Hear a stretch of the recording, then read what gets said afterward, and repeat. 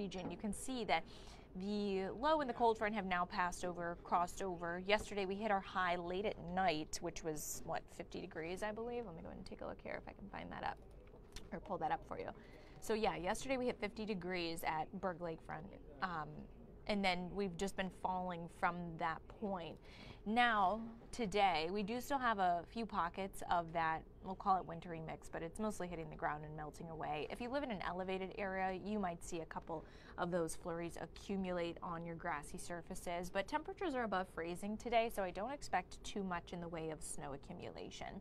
We will maybe see a few more bands of that lake-enhanced moisture this afternoon, just because we have that westerly flow. But it'll be, again, pretty isolated for the primary snow belt. Now, overnight, temperatures are going to drop back down into that freezing range right around 32 or so, maybe a couple degrees below. So I'd say untreated surfaces, just watch for those. Bridges and overpasses may be a bigger problem for you. And then tomorrow, we haven't talked about it too much just because it's sandwiched in between two large systems, but there is a weak low that'll be crossing over, bringing us just a few light snow showers early morning on Thursday through maybe the first half of the day. Most of it will likely be along the waterfront. See how it doesn't sink much further south than, say, Medina. And again, tomorrow, temperatures are going to be at or above freezing, so this will be likely the type of precipitation that we're seeing today. After that, we'll see the clouds clear out a bit in Friday morning, so temperatures will be colder. Again, watch for slick spots, icy conditions Friday morning as you're heading to work. But of course, we all know that the bigger issue today and yesterday, of course, has been the wind. Gusts yesterday reached, what was it? Let's go ahead and pull them up really quick. 61 miles per hour in Cleveland, 60 in Cortland, mid-50s in Akron, Ashtabula, Mansfield, and Worcester. We had thousands of people without power. There are still thousands of people without power. And we've got more wind on the way. The reason that that's a problem is because this weekend, temperatures are going to plummet. We're going to start to see that polar air, which has been locked up north, start to expand south and east, which is to us here at home. Now, is this going to be record-breaking cold? Not necessarily, but it is going to be the coldest we've seen this season. And if you don't have power, if you don't have heat, that of course becomes a problem. So let's go ahead and take a look first at our low that's approaching, and that's bringing the wind, and then we'll take a look at the temperatures that'll be dropping. So yeah, we do have that wind advisory in place today. It goes until 4 p.m. I would say it's not as gusty in most cases, but you could get a gust here and there that's similar to what we saw yesterday. So let's go ahead and look ahead on Futurecast. There's that quick little clip tomorrow. Notice how the bulk of that moisture stays north of us near Michigan and in the northern Great Lakes. However, Friday, we're going to get another mixed bag of precipitation here. I expect we'll start to see it midday with some wintry mix changing over in the evening to all rain, because temperatures, similarly to yesterday, will be warming throughout the day and throughout the evening. So we'll probably hit our high temperatures, you know, just before midnight or so. And then once that cold front clears through early Saturday morning, we'll begin to see those temperatures bottom out. So with that, we're going to slip into the 20s, the teens, and single digits over the course of the next couple of days.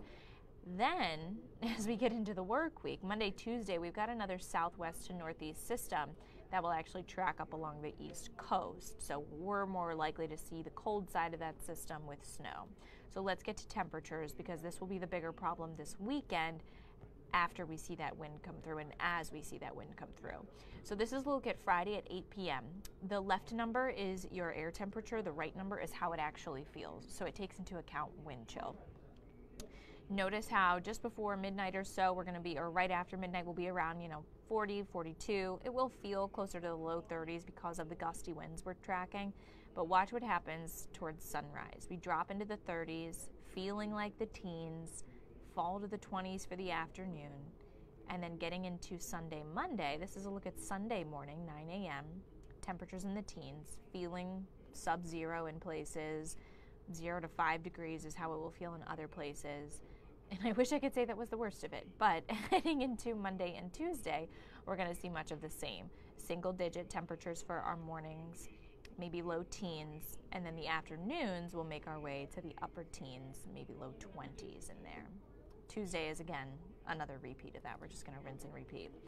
Now, the winds will start to die down as we head towards the first part of next week, so the 50-mile-per-hour gusts won't be as big of a problem. It's not going to make it feel as cold as it would if you had those types of wind gusts. But as I mentioned, the concern here is that if anyone loses power this weekend, you don't have heat, and we're going to be experiencing the coldest temperatures we've seen all season. So likely we'll spend at least Sunday through next Wednesday, low 20s and teens for our highs. So this could actually also be the first time we start to see at least some sort of ice developing on Lake Erie. Usually you need about a 10-day stretch with temperatures well below freezing to get some significant ice cover. We haven't had any stretches like that, so at least maybe we'll see some sort of ice develop over the course of about 4 days there. So for your Wednesday, no big issues when it comes to rain, snow, but just watch for that wind. And then tomorrow morning, Friday morning, watch for icy conditions on the roads as well. If there's something I didn't cover, you guys, you can always drop comments and I'll do my best to answer. And you can also tune in at noon. Meteorologist Jen Harter will be on the show. Take care. Have a great week.